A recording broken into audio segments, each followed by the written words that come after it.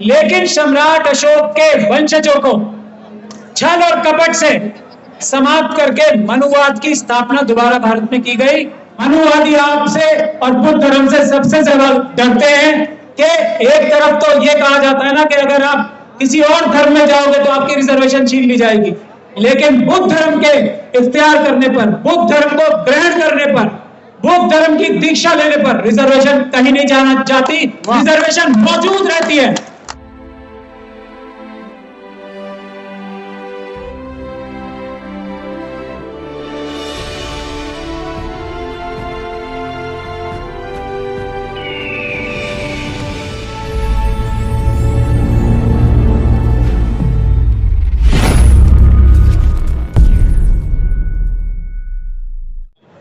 हमारे देश में बहुत ध्यान से सुनने की बात है, दो ही ग्रुप हैं, गुट हैं। एक है मनुवाद और एक है अंबेडकरवाद। ये बहुत ध्यान से सुनने की बात है। मनुवाद एक ऐसा राज चाहता है, एक ऐसा निजाम चाहता है जो मनुस्मृति के द्वारा लागू किया जा सके। अंबेडकरवाद एक ऐसा निजाम चाहता है जो भारत के संविधान से लागू किया जा सके और जिसे सारे विश्व के जितने भी बड़े बड़े धर्म मान्यताएं हैं सब मानती हैं। जो दो बड़े बड़े प्रिंसिपल्स हैं, एक समानता यानी कि बराबरी और दूसरी इंसाफ। इसीलिए मैं अपने आप को बहुत सौभाग्यशाली मानता हूं कि मुझे यहां आज बुला के आप लोगों ने मेरा मान बढ़ाया। क्योंकि मैं वकील हूं तो मेरी जिम्मेदारी है, थोड़ा सा टाइम ज्यादा लूंगा लेकिन जिम्मेदारी है कि आप लोगों को भारत के संविधान और कानून के बारे में बता सकूं और जो हालात आज देश में और पूरी दुनिया में चल रहे हैं उसमें बुद्ध धर्म की इंपॉर्टेंस मैं आपको बता सकूं। आज दुनिया में जो हालात चल रहे हैं उसमें शांति स्थापित करने के लिए बुद्ध धर्म की एक बहुत ही अहम योगदान हो सकता है, इसमें कोई शक और शुबे की गुंजाइश नहीं।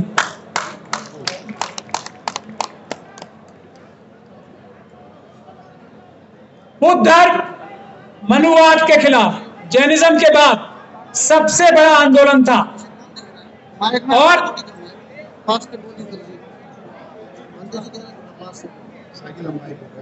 सबसे बड़ा आंदोलन था मनुवाद के खिलाफ, इंसाफ और बराबरी कायम करने के लिए। उसके बाद ही क्रिश्चियनिटी आई, उसके बाद ही इस्लाम आया, उसके बाद ही लिंगायत धर्म आया, उसके बाद ही सिखिज्म आया और दूसरे दुनिया के धर्म आए।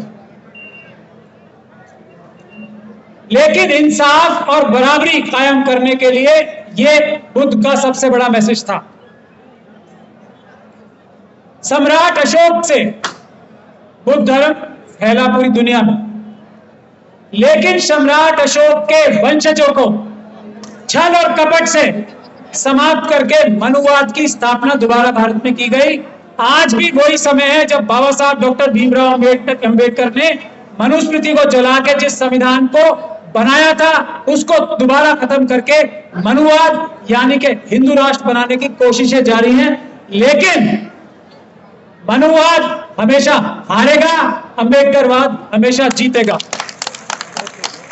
क्योंकि अब देखिए दो सेनाएं हैं, एक तरफ है छल कपट और ताकत और इच्छा के सबका हक मारकर कुछ लोगों, मुट्ठी भर लोगों के हाथ में कर दिया जाए। दूसरी तरफ हम सब लोग हैं अंबेडकरवादी। हम क्या कहते हैं? सबके लिए इंसाफ, सबके लिए बराबरी। तो हमारे साथ सच है और हमारे साथ है न्याय और बराबरी, संख्या। हम अपनी संख्या से और अपने सच से इन लोगों के झूठ को, छल को, कपट को, लालच को हराएंगे, ऐसा आप लोगों को विश्वास होना चाहिए।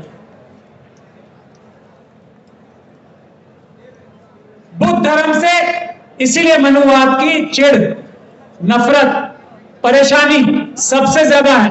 आप लोगों को मुझसे ज्यादा ये मालूम होगा कि लाखों लाखों बुद्ध विहार देश में कब्जा कर लिए गए हैं, उनको तोड़कर अलग अलग संस्थान और संस्थान बनाए गए हैं। उन सबको वापस लेने की मुहिम, भंते जी आपके माध्यम से मैं ये कहना चाहता हूं कि आज आपने जो ये समागम किया है, ये शपथ लें और हम सब वकील पूरी ताकत से आप में, आपके इस काम में साथ हैं कि लाखों लाख बुद्ध विहार जो गायब कर दिए गए हैं उसको वापस लेने की मुहिम भी आज ही इस सभा से छेड़ी जानी चाहिए, ऐसा मैं निवेदन करना चाहता हूं। हम पूरी वकील कम्युनिटी आपके साथ खड़े हैं, ये मत समझिएगा पूरे बहुजन समाज के सभी वकील, भानु प्रताप जी मेरे साथ यहां पर मौजूद हैं, हम सब आपका साथ नहीं देंगे बल्कि आपसे आगे बढ़कर इस लड़ाई को लड़ेंगे। लेकिन यह लड़ाई छेड़ना सबसे महत्वपूर्ण, सबसे जरूरी है, इस लड़ाई को छेड़ा जाए। एक रिजर्वेशन की बात की जाती है और अभी दिल्ली में जो शपथ ली थी बाबा साहब ने, कुछ लोगों को बाबा साहब की तस्वीर से प्यार आ रहा है, बाबा साहब के कथन से प्यार नहीं है।